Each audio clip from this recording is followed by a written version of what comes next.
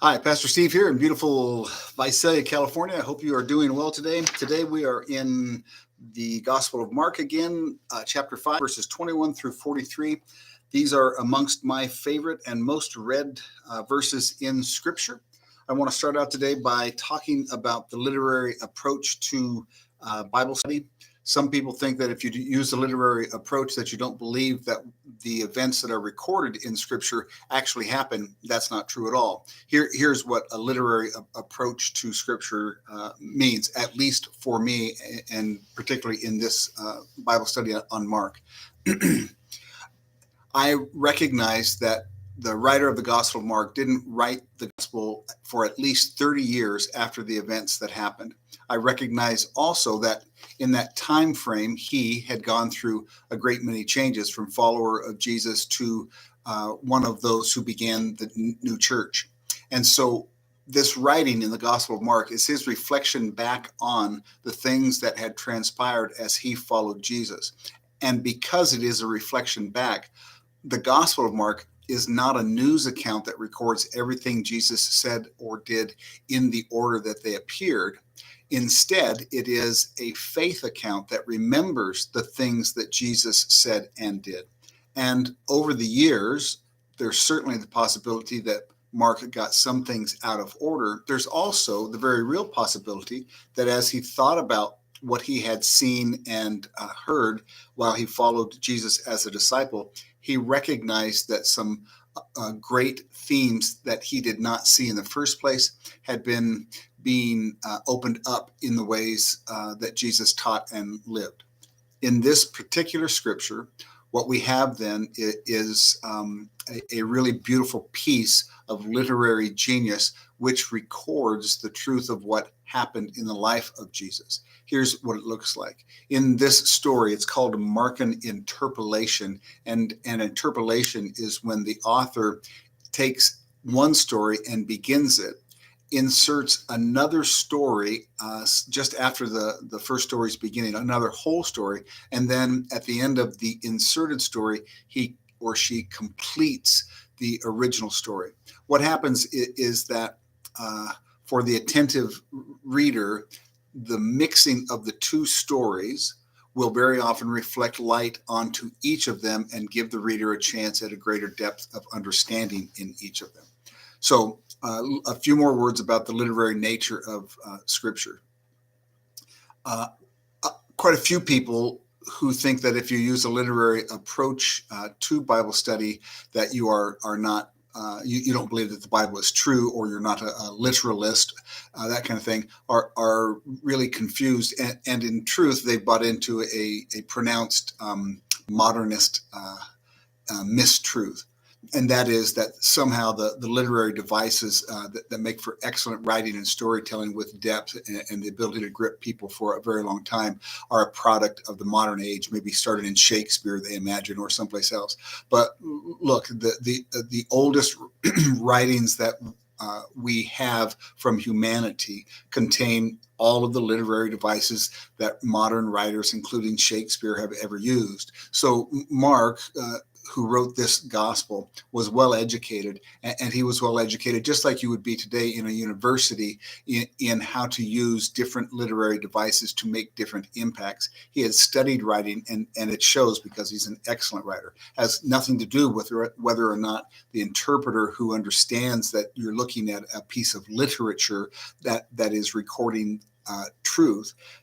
Whether or not they're biblical. I am a biblical preacher. I believe what is in the Bible happened. I just don't really hang my hat on it had to happen in the exact order that Mark records it, or that Matthew or Luke or John records it. In fact, you may or may not know, John records things all out of order with the other three Gospels.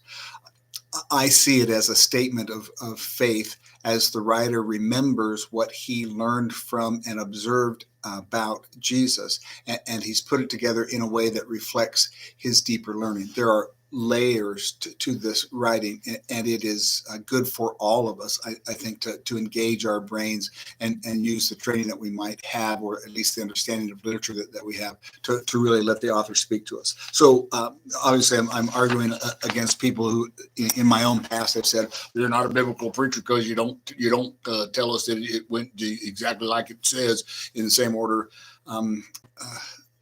And probably anybody listening to this podcast is not of that mindset. So forgive me for my ranting. Now, on with one of the most beautifully written sections of Scripture, at least in the Gospel of Mark. I'll unpack it as I go. I'll read a little bit of Scripture and then talk about it a little bit.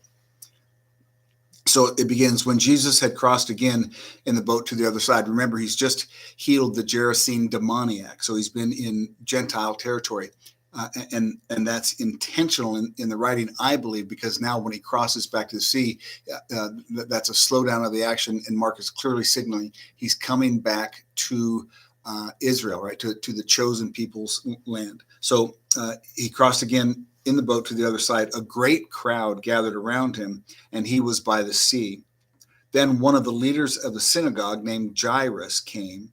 And when he saw him, he fell at his feet. That's really important, right? Jairus takes the physical posture of falling at the feet of Jesus. And Jairus is a representative of the synagogue.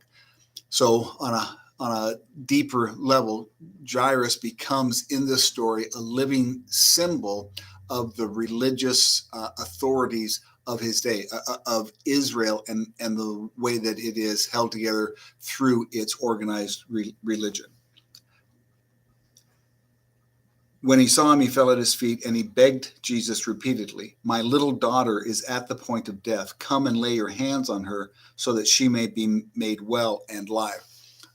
Okay, so did a religious leader actually come to Jesus and ask that his daughter be healed? I have no doubt that's true. Mark plays it in the story, or uses it in his greater narrative in this way. The little girl can easily be seen as a symbol of Israel itself. And Israel is dying in spite of the best efforts of the religious authorities. We know from what's recorded about John the Baptist that there was great political turmoil in the time of Jesus, and that turmoil had to do with the sincerity of the faith of the leaders of the faith of Israel when they dealt with Pilate and Herod and some of the other folks. So I believe that Mark is making the point to the astute reader, right? Here comes Jairus, and he's complaining that his daughter is at the point of death. And that symbolically stands for or brings the attention of the reader to the state of Israel. He didn't write that for us in 2022. He wrote it for people who would full well have known when they looked back 30, 40, 50 years prior, right, when the gospel first came out. Of course, Israel was really in its ability to be independent, in its quest to be free from Rome, and all those things. It could be said to be dying, even though the truth is the nation was in pretty good shape financially and relatively good shape militarily, being protected, etc. Many of the people felt like the nation was dying under the leadership that it had in the Sanhedrin, and that's reflected in the way that Mark begins to tell this story.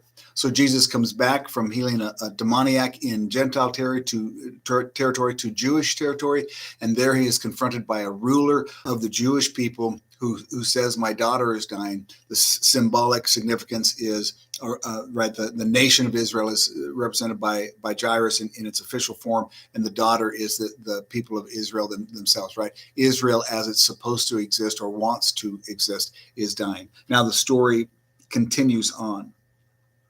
So Jesus went with him. A large crowd followed them and pressed in on him. And now there was a woman who had been suffering from hemorrhages for 12 years. She had endured much under many physicians and had spent all that she had, and she was no better, but rather grew worse. Again, this woman, in that is the beginning of the interpolation, because her story is completely separate from Jairus's. Mark inserts it there and uses the literary device of interpolation.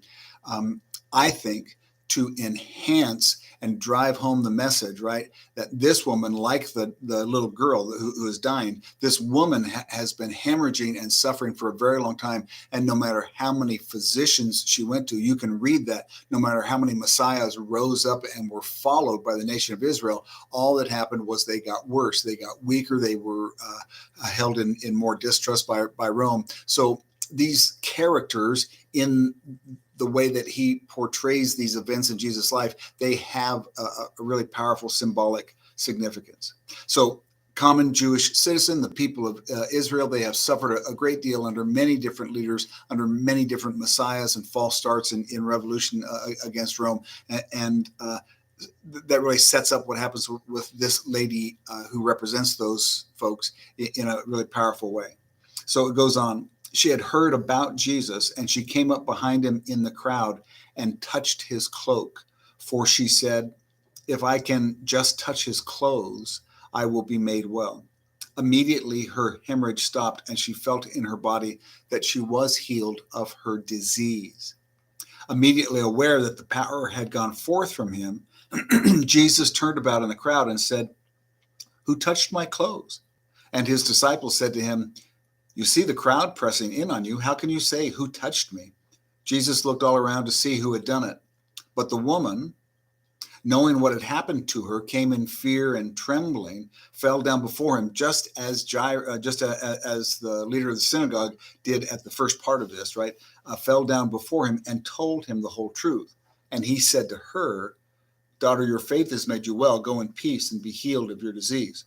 So that story plays out. The woman effectively steals a miracle or gets a miracle without asking.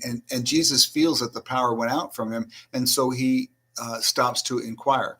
As Mark remembers this and records it in this beautiful section, that becomes, for me anyway, a symbolic representation of what happened after the death, resurrection, and ascension of Jesus. In other words, the history of the planting of the church is represented in this woman's story. So something has gone out from Jesus, right? A power, a strength to heal and to make better, but there's no celebration. There's no long discussion of it. Jesus has to inquire what happened. And he is told, quietly, respectfully, as she kneels at his feet, right, that I thought if I could just touch you, I would be healed.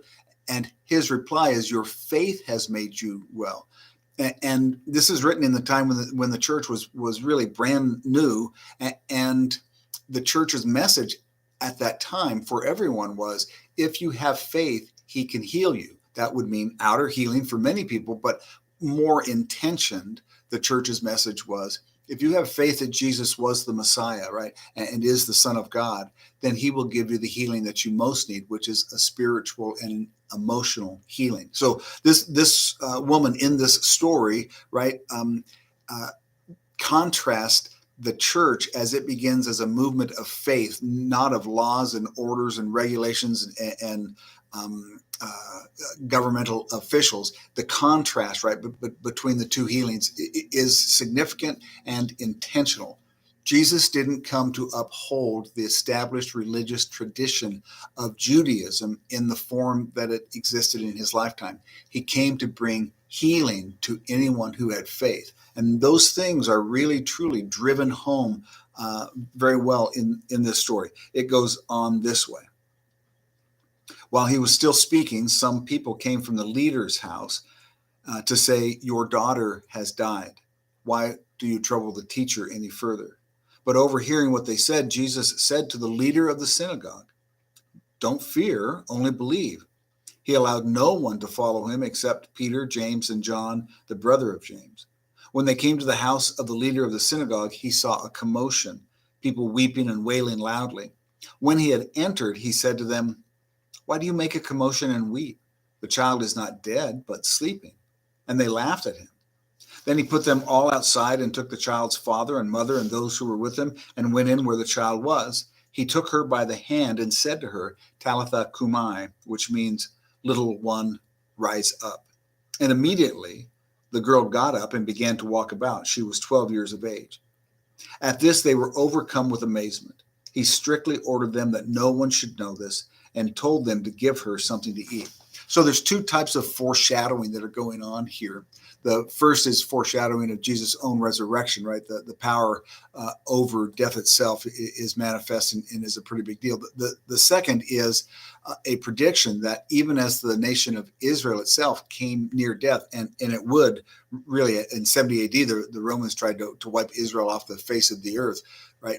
When Israel was at its low ebb and everybody could see that it was getting worse and going to die, the promise implicit in the telling of the story is that through Jesus, the power for Israel itself, for the chosen people, for the faith that has sustained the knowledge of the one true God, it will never die. It will always come to life at the behest of God. So Jesus will be mocked and ridiculed in his life by a large crowd, different than this crowd. Later in his life, as he goes on trial and they shout for Barabbas, and that's another kind of a string that picks up. There's tons of possible foreshadowing and meaning. I hope that you have enjoyed this explanation. I know that it's complex, and I'm talking fast because I'm trying to get in a reasonable amount of time. But I hope you'll unpack this again and look at the various symbolic possibilities of the meaning. The most important one always is you're in that story too, right? If you're in your life of faith, you're really devoted to the church and to the structure of the church, and those things are most important to you. You need to look really closely at what it says about that. And if you feel lost and as if nothing can help you and no one can help you, and everything you've tried to help what's broken inside has not worked, the message there is clear and vibrant, right? Which is your healing and your best future lie at the feet of Jesus. So when we become obedient and we give our lives over to Jesus, he gives the healing that we actually need. Anyway, that's enough for today. I'll look forward to sharing with you again next week. I can see by the little clock that ticks on my screen that I'm over time. I'm sorry for that. I really do try to keep these short, but an interpolation is pretty tricky, and I did want to talk a little bit about literary devices and how I view them. So I hope that God blesses you richly, that you have a safe and happy 4th of July, and I'll talk to you next week in Happy Thoughts.